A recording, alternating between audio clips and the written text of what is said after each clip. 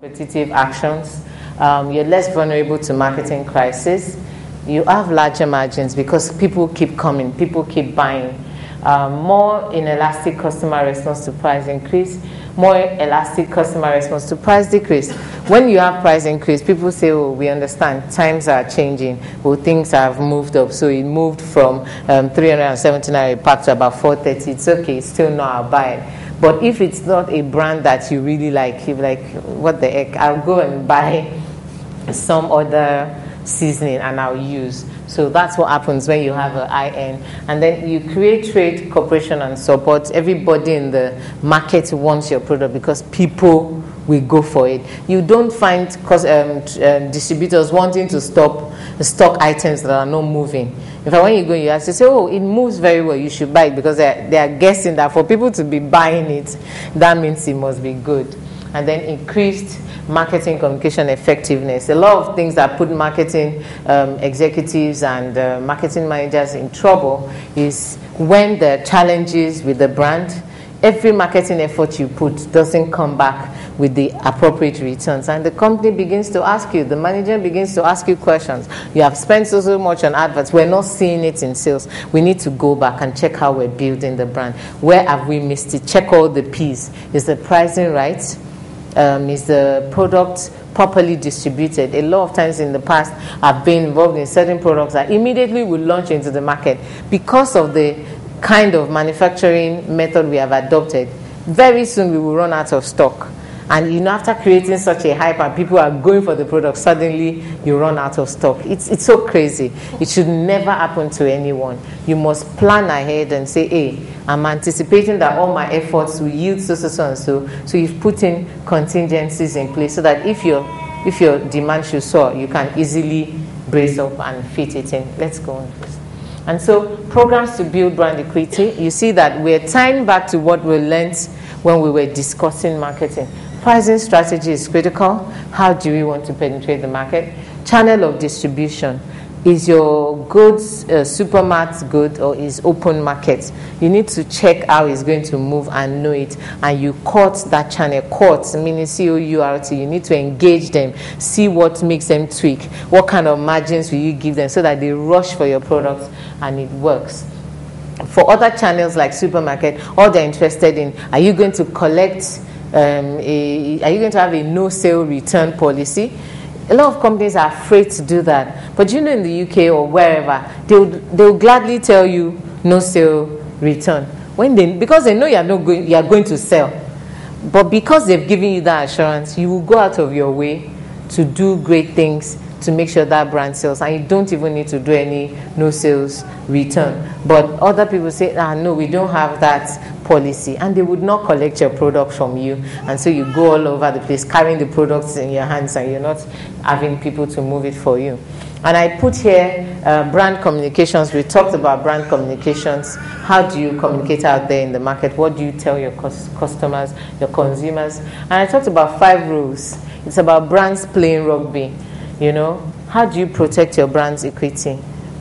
Make sure no activity that would destroy or dent the image of your brand happens. It must never happen in your lifetime.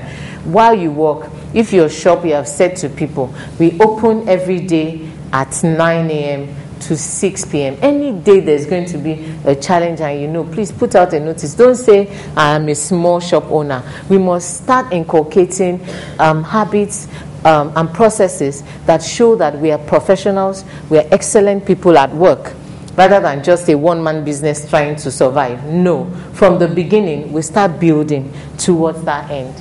Shoot at moving targets. Which are your customers? Don't look for customers that are not going anywhere. Don't go to look for customers that a consumer base that is stagnant. For example, I had someone who was going into a food business and they were going to do it on a campus. And I told them that, look, from my experience, it's better you have your main restaurant outside where you have mobility of people. It's not restricted to the people who are living in that area, but anyone passing by can also use it. But who will pass by and go into a university community? You are restricted to the consumer in that place. Now, while that place will have their market, if that is your sole market, when they're on holiday, what are you going to be doing? You take tax holiday or what? No, you're supposed to be at work all around the year. So you need to have your existence somewhere else and be supporting such a base so that when they're on holiday, then all your activities happen here. When they're back, then you are enjoying your two streams. So we need to plan that way. Then think portfolio and think life cycle. We talked about life cycle earlier on.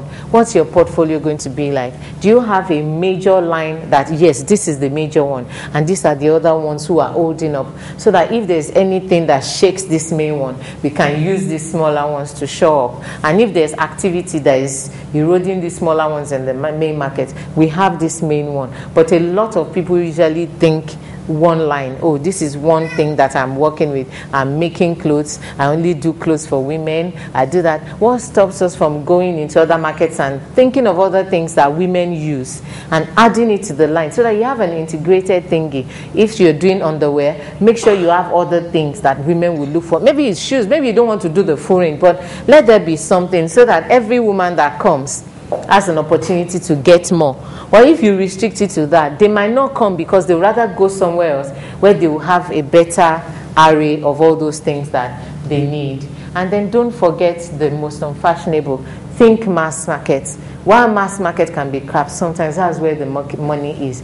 You see people like Chi, they will never stop doing mass because they've understood the trick of that market and they're doing well. So if you have the opportunity to manufacture or to produce anything, start thinking of how to make it in such volumes that you can be pushing out into other places than your immediate limits.